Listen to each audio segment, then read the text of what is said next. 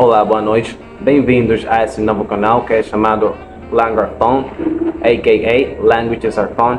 E hoje vamos falar sobre um tema que é muito popular com as pessoas, o qual é como aprender a falar uma língua. O processo está dividido em dois passos principais. O primeiro passo é a familiarização e o segundo passo é a bola de linguagem. Os dois passos estão subdivididos em outros subpontos. Agora, vamos com o primeiro passo, a familiarização. O primeiro subponto da familiarização é escolher a língua objetivo. Qual é a língua que você quer aprender a falar? Esse passo é muito fácil porque você somente deve escolher uma língua a qual você gosta, uma língua que seja interessante para você, uma língua que você escute as pessoas que falam nessa língua, os falantes nativos, e você diga: essa língua é muito bonita, eu quero falar como eles, eu gosto muito de como as pessoas que falam essa língua se expressam, eu quero me expressar desse jeito também. Você deve escolher essa língua, porque dessa forma é que você vai manter a motivação para então estudar ela, ainda quando você não tem uma motivação para estudar. Esses dias que você não tem motivação, bom, esses dias você vai estudar ela porque você adora a língua que você tem masculino, sim? Agora, o segundo subponto seria escolher as ferramentas para a aprendizagem. Livros, dispositivos eletrônicos, aplicativos, seja Duolingo, Lingota ou qualquer outro tipo de aplicativo que você conhece ou não conhece. Agora, uma dica que eu posso dar para vocês agora nessa época digital na qual você pode encontrar tudo na internet é que os livros são bastante importantes também, muito importantes, porque a informação que eles têm é muito pontualizada. Na internet, sim, claramente a internet é a melhor ferramenta que você vai ter, mas ainda quando você pode encontrar informação pontualizada na internet sobre qualquer tema, a questão com os livros é um pouco diferente, porque quando eles são escritos sobre alguma coisa em particular, o que acontece é que a tendência é que essa informação tende a ser muito mais pontualizada do que você pode encontrar na internet. Mas é só uma dica. Como eu já disse, a internet é a sua melhor ferramenta. Agora, o terceiro subponto da familiarização é escrever com lápis e papel para memorizar vocabulário. Sim? Essa é uma das melhores técnicas que você vai poder utilizar para memorizar um novo vocabulário que você precisa para então falar a língua objetiva. Quando você esteja utilizando um livro ou um aplicativo no seu dispositivo eletrônico, você deve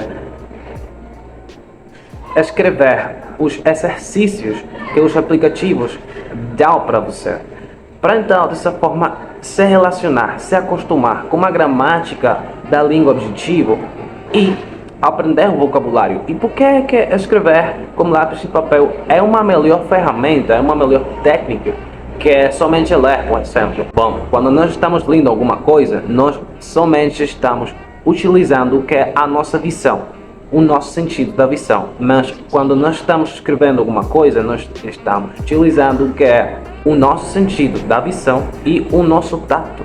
Nós estamos pegando um lápis e escrevemos com ele as palavras que temos na nossa mente, na nossa cabeça. Estamos movendo a nossa mão, os nossos dedos e basicamente estamos utilizando de forma sincronizada a nossa visão e o nosso tato, o qual é um processo que precisa de mais concentração, e por isso que você vai aprender muito mais vocabulário dessa forma do que somente lendo os exercícios dos aplicativos. Sim? Essa é a ideia. O nível de concentração é o que vai levar você a aprender esse vocabulário que você precisa. Agora, o segundo passo, que é a bola de linguagem, é o seguinte: ele tem como primeiro subponto utilizar o dicionário na sua língua objetiva. Quando já você tem certo tempo estudando a língua, fazendo as coisas que você deve fazer, escrever os exercícios para se familiarizar com a gramática e para obter o vocabulário que você precisa, você vai ter um vocabulário tal que vai deixar você utilizar o dicionário na sua língua objetivo. Mas agora, o que vai acontecer com isso? Obviamente, o que vai acontecer é que você, nas definições das palavras que você não conhece, você vai encontrar também palavras que você não conhece. Então, isso leva você ao segundo ponto da bola de linguagem, que é o ciclo de vocabulário, porque você vai encontrar palavras que você não conhece nas definições das palavras que você não conhece, e esse processo vai manter você ocupado, mas é necessário, é precisado para você adquirir o vocabulário que você deve ter para falar a língua objetiva. Sim? Agora, o terceiro passo na bolha de linguagem é pensar na sua língua objetiva. O que eu quero dizer quando eu digo que você deve pensar na sua língua objetiva? Por exemplo, em português, a sua língua materna, quando eu digo carregador, você pensa nisso que eu tenho aqui na mão. Automaticamente, eu digo carregador e você pensa nisso. O objeto aparece na sua cabeça. Você imagina isso. É isso que você quer que aconteça quando você... Por exemplo, vamos supor que você está estudando inglês. E eu digo para você, charger. Charger é isto aqui, em inglês.